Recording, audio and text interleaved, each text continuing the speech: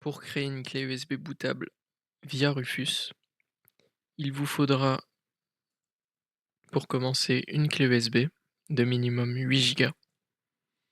Branchez la clé USB, clic droit, formater, restaurer les paramètres par défaut, vous enlevez le nom et vous faites démarrer.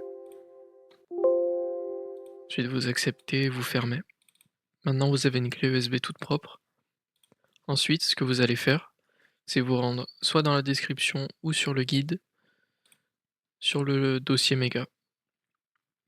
Vous sélectionnez votre version, donc pour ma part je vais prendre Windows 10 et vous téléchargez le fichier ISO.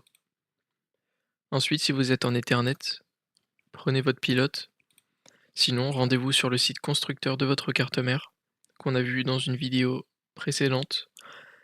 Si vous utilisez le spoofer kernel et que vous êtes en Wi-Fi, prenez votre driver directement sur le site constructeur pour le Wi-Fi.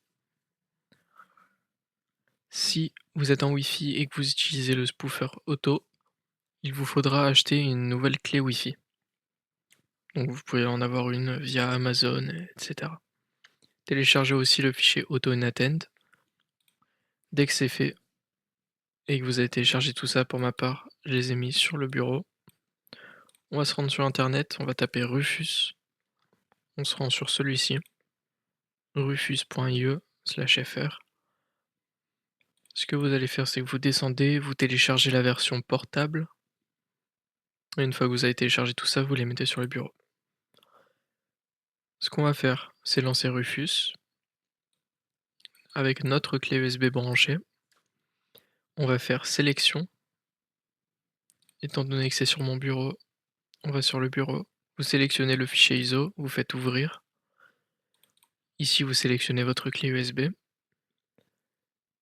Ensuite, si vous souhaitez, vous pouvez renommer votre clé USB. Donc, moi je vais la renommer Windows 10. Vous touchez à rien d'autre. Assurez-vous que ça soit en GPT UEFI. Puis vous faites démarrer. Ici, vous ne touchez à rien, vous faites OK, OK, OK.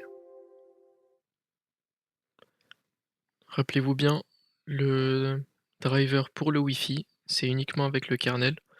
Sinon, si vous utilisez le spoofer auto, il vous faudra acheter une nouvelle clé Wi-Fi. Si vous n'avez pas de Wi-Fi et que vous êtes en Ethernet, utilisez l'Ethernet avec les pilotes qui sont fournis. Une fois que l'installation est terminée, il y aura écrit prêt. Faites juste fermer.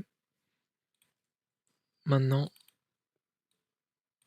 voici à quoi ressemble la clé prête. Si vous avez Windows 11, bien sûr, vous aurez un ou deux fichiers en plus, ainsi qu'un ou deux dossiers en plus.